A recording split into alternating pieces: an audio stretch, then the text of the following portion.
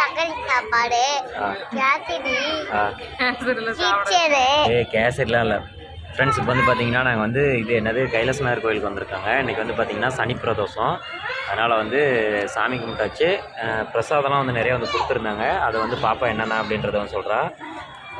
சோனு என்னென்ன சாப்பாடு? புளி சாதம், லெமன் ரைஸு, சாம்பார் சாதம், வெண்பொங்கல்,